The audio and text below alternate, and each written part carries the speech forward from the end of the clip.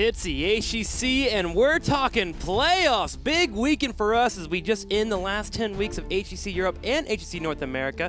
I am Trixler. To my left, we have Caldor, but we have a very, very special guest to the very end there. Kathon, dude, welcome to the show. I'm excited to be here, man. We're just here to learn the meta together. Our friends, our rivals, Twitch chat, we're all going to be learning this weekend. I'm excited about it. It's going to be sick. He's going to be here today to be the analyst for the draft and, of course, to watch the gameplay and drop some sick knowledge bombs on you at home. Now, Caldor, how's the week been so far for you? It has been actually really, really good. I'm enjoying US politics right now, having a bit of a laugh there, enjoying the weather. It's good. We're not going to dive too deep into that one. No. That's a scary topic. We're not. But also, besides that, I watch a lot of the scrims currently that are happening in Europe, and we have some absolutely fantastic strategies coming our way. Very cool, man. Well, let's talk about the global standings. How does everyone look in the HGC right now? Over at the very top in North America, Kathon, someone looks a little bit familiar there in the #1 spot. That's Tempo Storm. I mean, what do you have to say about them? Last year, anytime you look at the top of the standings, you know who you're going to see. That's I like it, coming out with the sass already. Europe, we have Fnatic at the very top here, but really the story here, we're starting with the #6 and #5. Tricked Esports and the Playing Ducks facing off here in the playoffs. Korea, L5 continues to beast it up, 14-0, Caldor. Yeah, they are looking absolutely fantastic. They're the only team that is holding the #1 spot without dropping a single map. Super impressive performance. That they are. And then China, of course, 6-1. CE up there alongside E-Star Gaming. So, again, this is the playoff weekend. We are going to get a lot of awesome matches. 2 today, 1 tomorrow, and 1 on Sunday here for Europe to find out who will take the second spot, the second seeding at the Mid-Season Brawl, which will be in Sweden, which we are freaking excited for. Exactly. Mid-Season Brawl is going to be absolutely fantastic. It's going to be great. Once again, we have also the regions clash.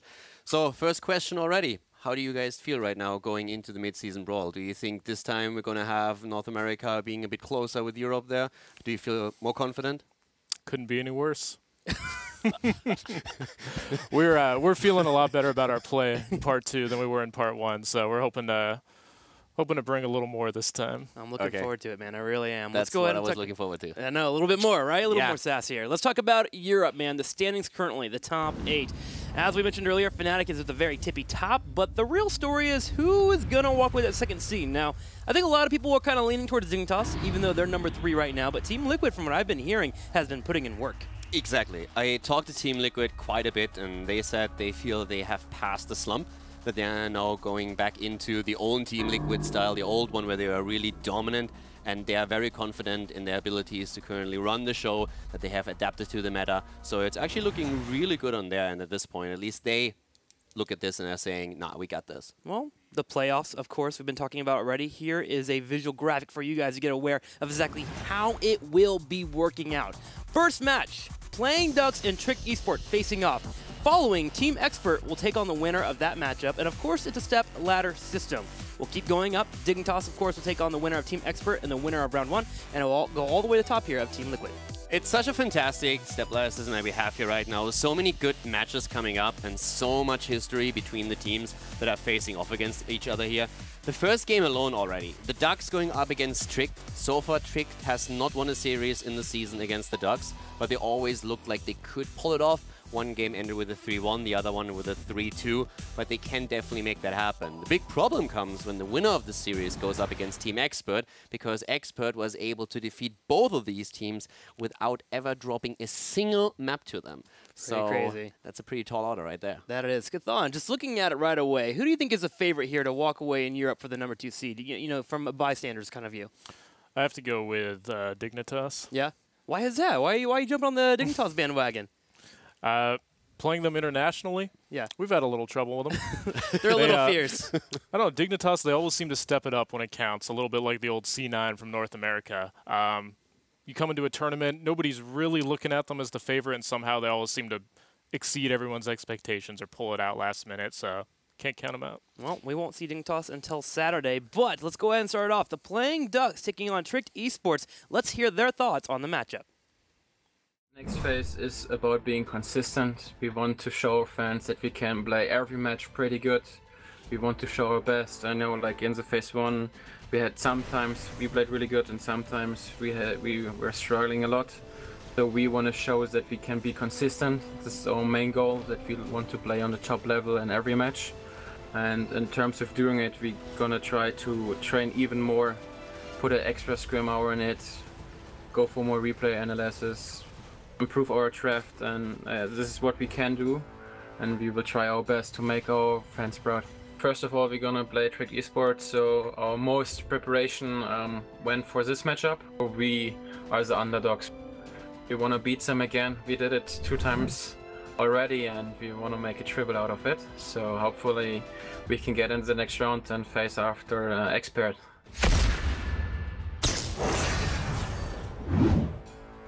We have personal problems right now on one of the players on the team, so we haven't been screaming as much as we wanted to, but we are still trying our best to prepare for the match and perform the best we can. I think me switching back to shot caller had a lot of impact in our style of play. Not saying it's better or worse than Remmer shot calling, but we are definitely playing other types of compositions and other types of rotations. I think that we have a good chance of beating Playing Ducks. I think we have better individual players, but they often have the better strategy and have better plans in tournament games. So I think it's gonna end very equal, possibly a game 5.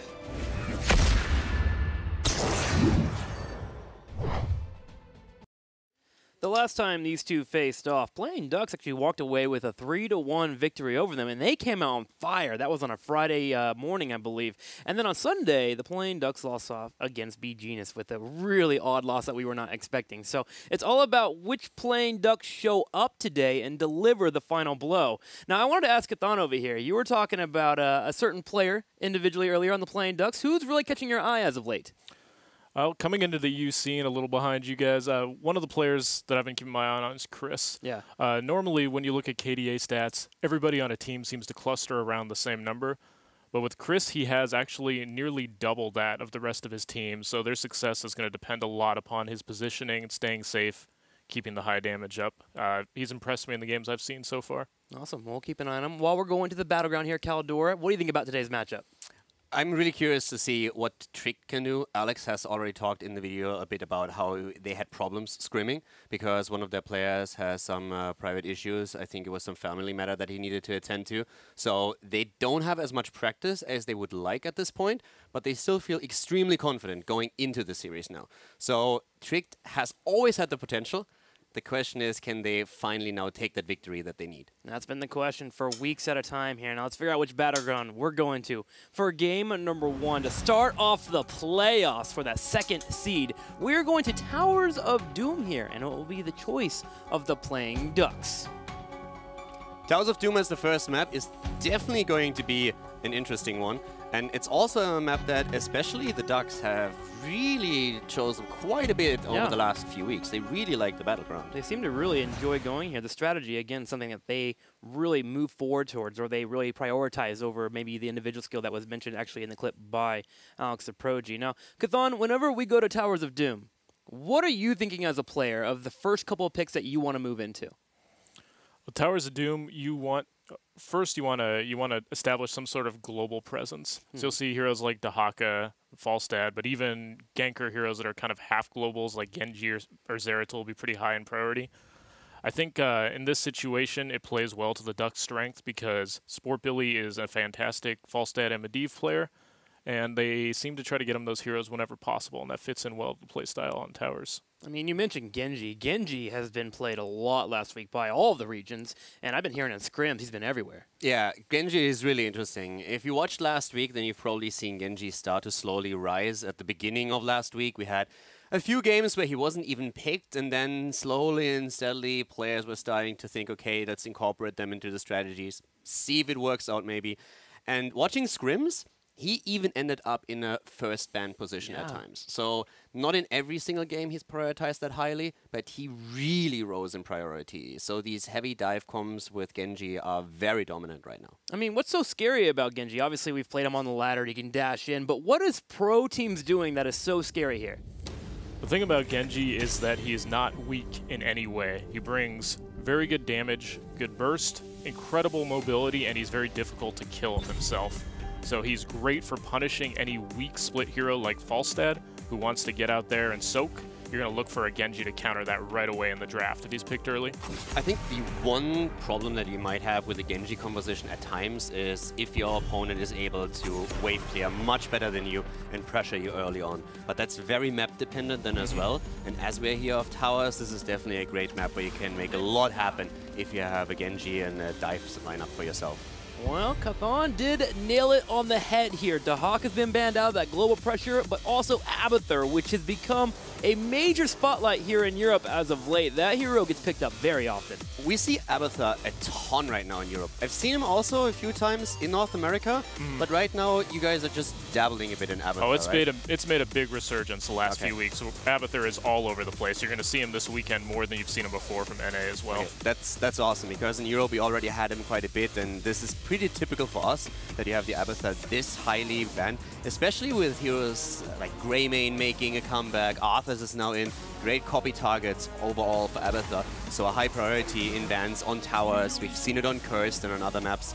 And there's Genji immediately with the Anubarak, so already setting the pace of the game. Heavy dive composition on the side of the Ducks, whereas Tricked prioritized the global hero over any kind of early game aggression. Yeah, I think the last time that we actually saw Genji played by the Playing Ducks, it was Sport Billy did pull it out there. So Anubarak and Genji will be the mix-up here for the Ducks. We get that dive we've been expecting so much in Europe, and Genji just really helps out with that engagement. You create so much space with a hero, and you really can pressure the backline. If you have someone else, as for example Anubarak, dive in with you, that adds even more to the danger to the backline. Totally. And then you have on top of that the option to go for Cocoon. So you're trying to force that team fight, turn it into a quick 4 versus 5, Cocoon a healer or a frontliner, and just go ham on that backline. And that makes him so incredibly scary here. Well, Chthon, as a pro player, you see Genji, what are your first thoughts? Okay, we need defense, we need lockdown. We need Varian. There's the Arthas. That's what I was looking for from Tricked. Tricked, you know they're going to play Arthas, right? Alex. Yep. Alex loves it, but it's not just him. The entire team, they don't just love Arthas, they're terrified of him. In Part 2, they did not let their opponents get Arthas a single time, and they picked or banned it in all but one game. So it's true love. I mean, if they can't have him, nobody can. It's one of those very interesting things with Tricked. If you listen to the interview a bit earlier, Alex was talking for just a few seconds about it. They switched their roles slightly. So they have Rema Baller and Alex at the front line, but they switched from main tank to off tank. And that was Alex making a switch, first of all, more towards the playmaker hero, trying to be the more aggressive tank, and Rema Baller transitioned into a shot calling position. And then they said, well, maybe it doesn't quite work out as well as we were hoping for, so let's make the switch back again. And that's what we're actually seeing today once more. Okay. So that's going to make it really interesting. And also that makes it way more likely that Alex is going to be the one on Arthas. Oftentimes in the past, we saw him go onto the second tank instead. Well, Arthas being here makes it much more difficult for the Ducks to dive in. If they do, they have to be coordinated and make sure to get the snipe they want. If not, Arthas and Greymane will punish. So I have a question for you, Carthen. We have them prioritizing Greymane and Arthas, and both of the heroes are fantastic, no doubt about it. You talked about Arthas. The synergy with Greymane is amazing, but you let Varian slip away, and that could be a bit of a problem. Do you feel that Varian against the Genji is a must-have right now, or do you just think he's a good tool to deal with a hero, but you can still compensate by using others instead? I don't think it's a must-have. There's other options. I mean, even Diablo has been making a bit of a resurgence to deal with Genji. However, I do like Varian on this map quite a bit, so I think in this situation he did have really high value. And you see him banned out as such. I want to dive in a little bit more on that. Talk to me about Diablo. I get the concept. He dives in, you control him there, but how effective is he at handling a Genji? Well, that's still yet to be seen, but people are definitely trying him out because the game is shifting towards all this mobility and dive pressure.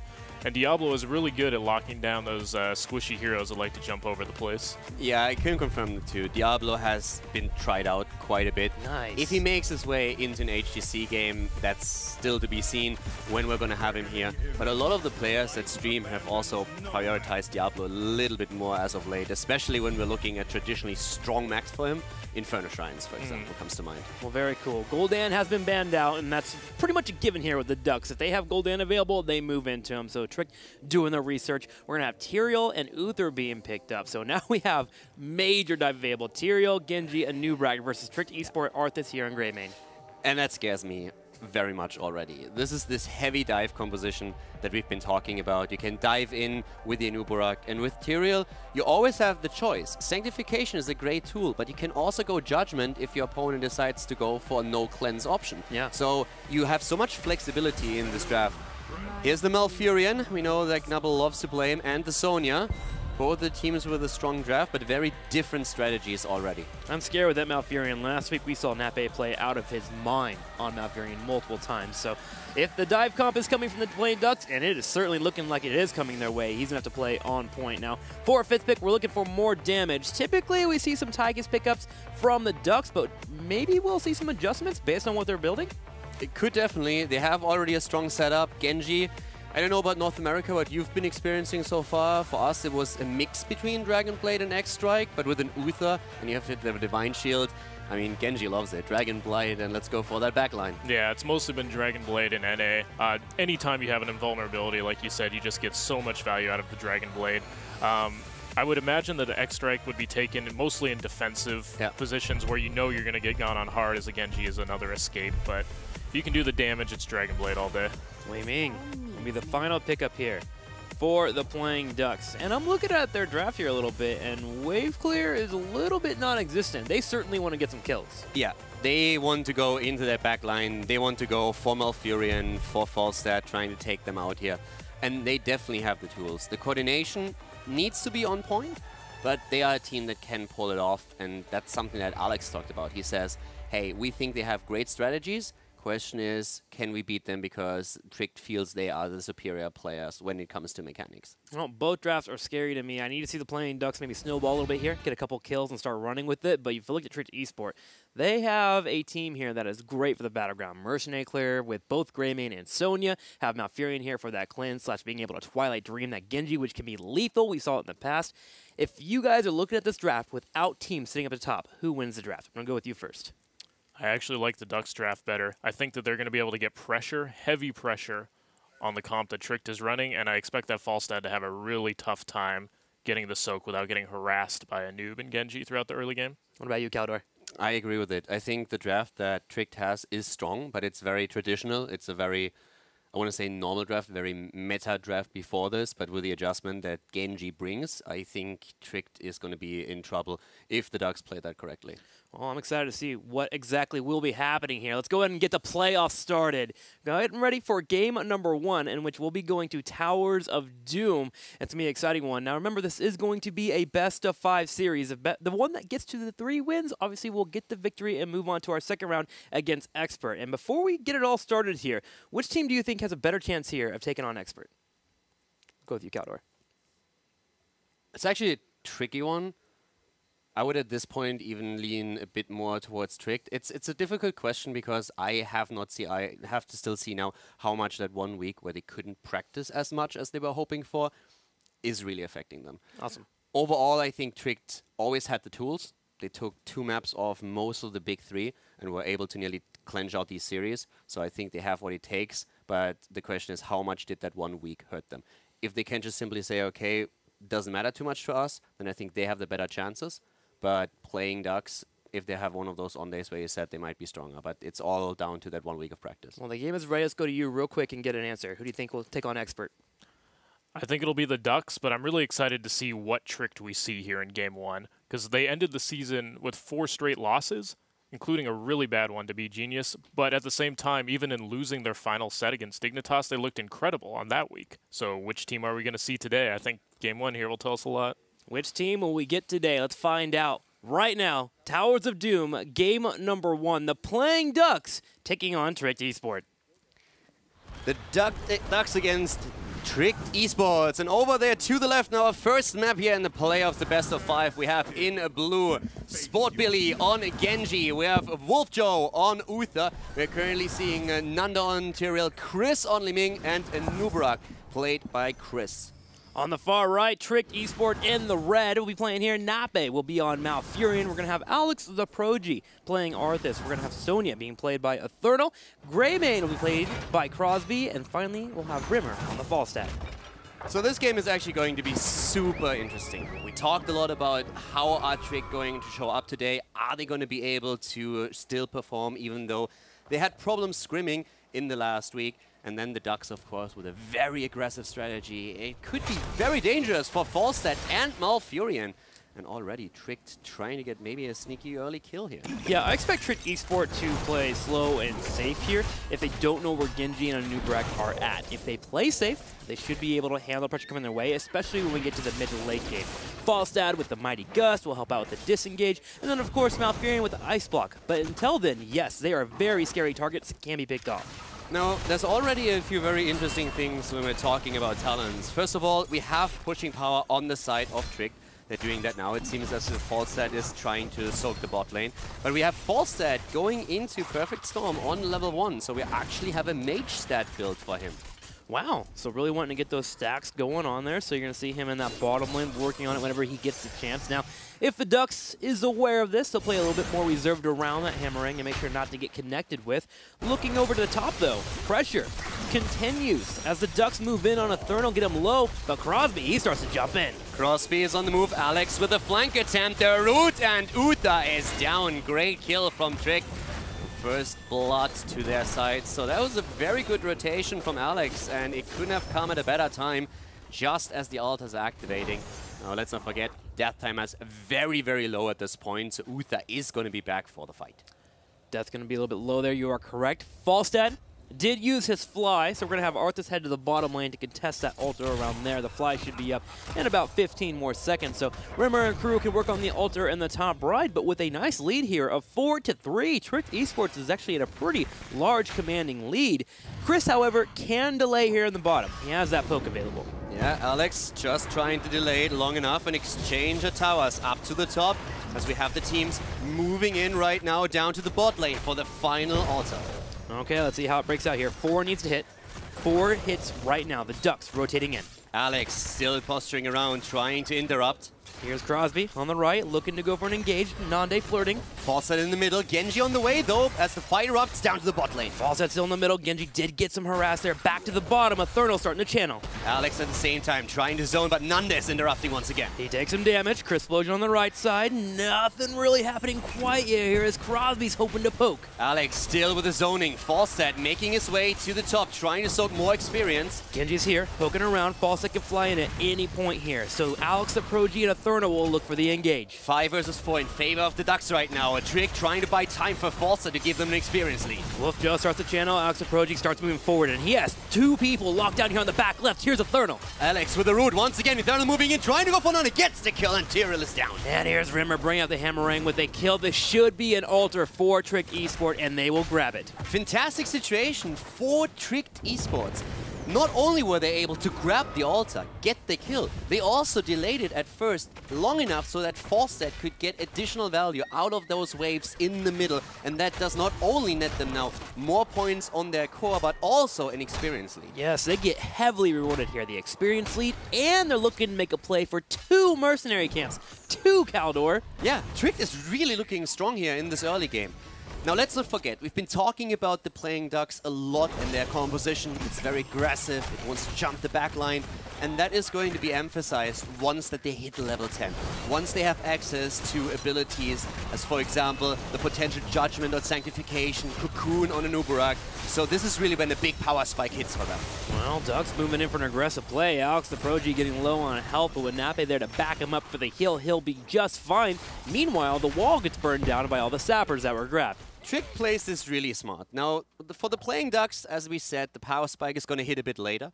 But Trick is a team that in the past sometimes had problems to stay alive in the early game against the composition when they already knew that they would have the bigger power spike after 10. This time, that doesn't happen.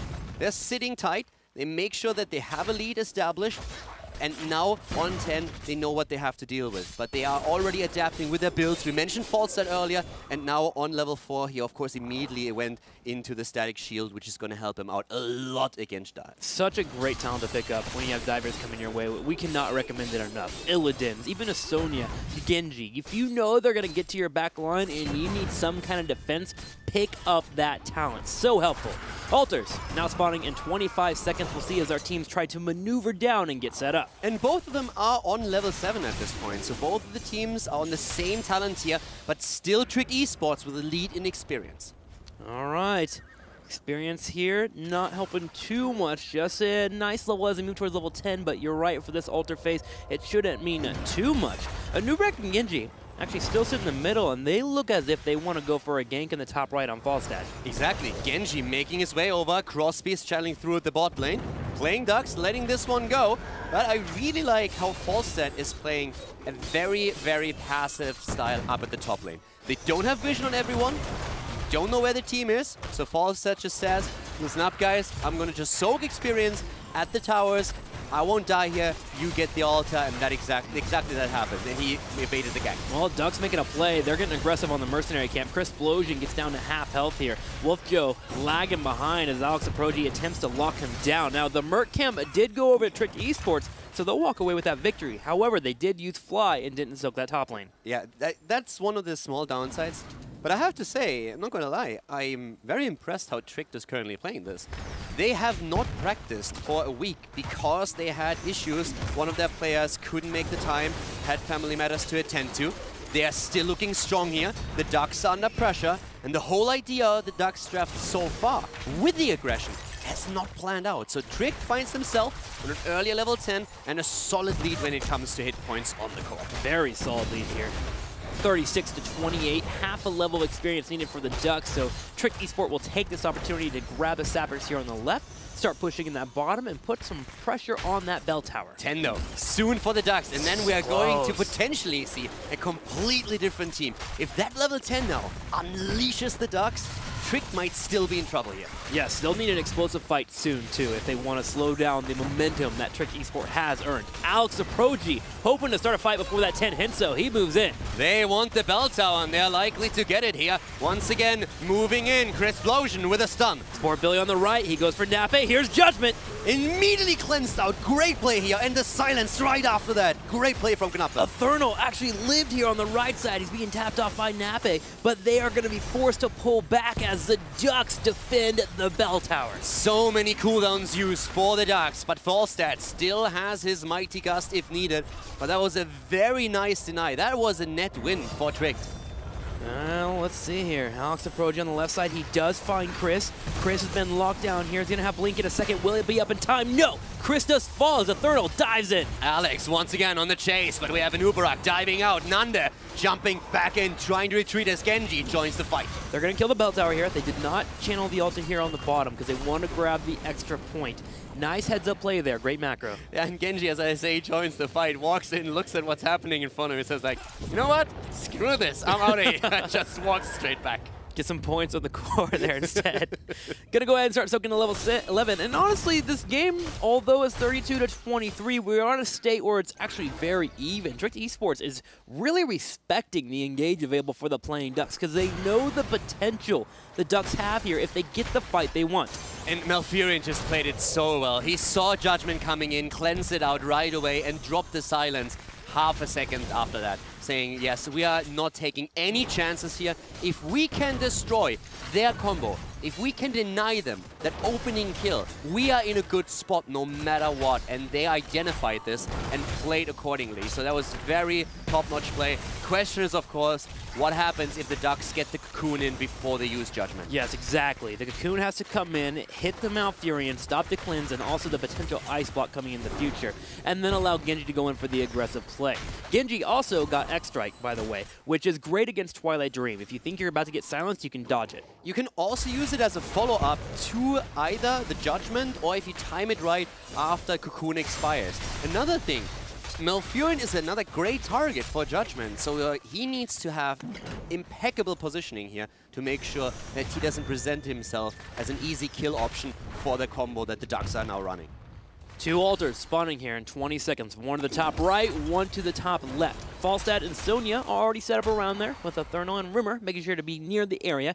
Rimmer is going to be close to the Arsenal on the right, while Eternal is holding the bush here on the left. This can be a one-for-one trade in the favor of Trick, because they still walk away as they have 5 bell towers available. They also have level 13 talents. It's very unlikely that the Ducks are going to force the issue. They're probably very happy if they can get the trade, and it looks very much like this is going to happen right now. And yes, indeed, Wolf, Joe, and Remmer, they both channel the belter through for their team. And of course, for Trick, this is a win. They have 5 shots fired against the opponent. And overall, we're looking at 18 versus 29. And Trick will continue the trend here of controlling the mercenary camps. They send Falstad top, having Fly available the entire time. We have a Thermal on the right side working on the Sappers, while Alex Aproji distracts on the left. As that bell tower is still above half health, the Playing Ducks have had a really hard time taking it back. And the bottom bell tower is one of the most important ones, if not the most important one, on Towers of Doom, since you can go for the mercenary camps and then always have those threatening shots against the core as well. And thanks to the 2 camps at the bot lane, the lane takes priority even over the top lane, where you have also, of course, a Zappa camp all the way to the top. And I like how they've put Sonya in the lane. Typically, you would leave Falstad alone to soak those 2 lanes, but with Genji being on the board and not really ever showing his face, it becomes very difficult for Falstad to be aggressive with that soaking. So Sonya being in the rotation is helpful enough, as Arthas, Crosby, and Nape have enough damage and control to keep the bell tower low. And the Ducks have to commit a massive amount of their resources and players to that bot lane. Here comes the cleanse once again. X-Strike also used the cocoon too late from Crisplosion. The idea was there, the execution not good enough though. Great control by Trick though. They're come around, they're going to be able to get the Twilight Dream. It connects material and a Nubrak. 2 tanks down for the Ducks. Tricked, so strong.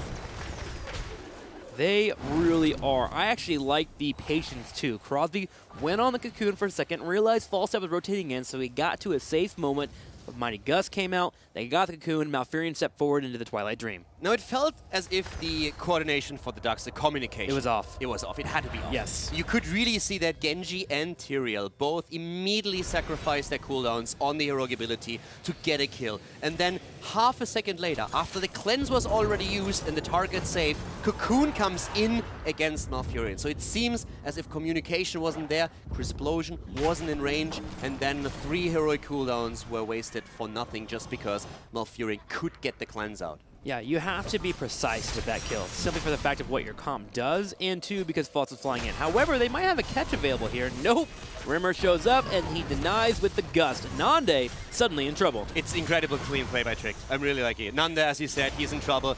Sacrifices his cooldown even. Now, that didn't help them either. Yeah, I think they were hoping for a turnaround, but Li Ming wasn't quite in position there to help out with the blow-up, and now the Ducks are falling over. Wolfjo gets burned down. He's forced to use Divine Shield on Crisplosion, and Trick will take the opportunity to push in. Trick is looking fantastic here, going once again in for another bell tower. They have in total 7 kills against 0. The Ducks with a hyper-aggressive composition that just doesn't work out because Trick is shutting it down every single step of the way. More to the kills here, 26-8 in terms of core damage, and it's looking like 26-4 as Trick moves in for the boss to the very north.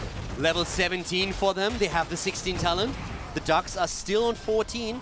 This is not looking good for them at all. No, this is looking horrible. I mean, if I'm the Playing Ducks right now, I'm thinking about game number 2 already. This is really difficult to come back from based on the composition they have. They don't have push-out potential. You saw how long it took for them to take a bell tower back. Now think about actually killing one, especially without any Merc control. The Ducks are in a desperate mode here. They need to get to 16 and start getting kills. And 4 points on the core, that's a boss or a single altar. And let's not forget, in our next altar phase, should be the 5 altar phase. Sorry, the 3 altar phase. No, it's a first. The next one is going to be 3 altars. So this game isn't getting any easier for them. 1 altar spawns in 20 seconds. There is a bell tower low in the middle. Trick Esport tried to burn it down as much as they can, but now realizing that they have lethal, they set up to control the chokes around the altar here in the middle. Crisplosion takes a bullet to the face there, falls in health. Nande attempting to move in. There again, stasis used. Nice. Good job with the ice block. And down goes Anubara. Crisplosion is dead. Nande about to fall. This is looking game, Trick. Yes, this is not looking good at all. A 3rd member falls. Li Ming is left, and she's hoping to apply damage where she can, but Crosby will dodge it out. Nape starts to channel, and that's going to be game here as Trick Esports gets a pretty easy and decisive victory in game number 1 with just pure control and great macro. The B-step on point at the end, but that was an impressive performance by Trick, and communication just seemed off for the Ducks. Kazan, what do you think about that match?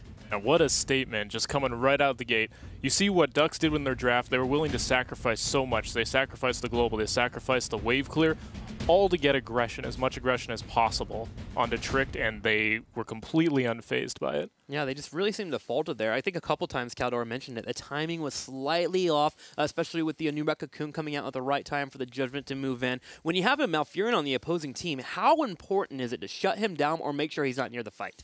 Well, I think they saw in the first fight when they tried to blow somebody up with the Judgment combo that it just did not work at all as long as the Malf was able to react to it.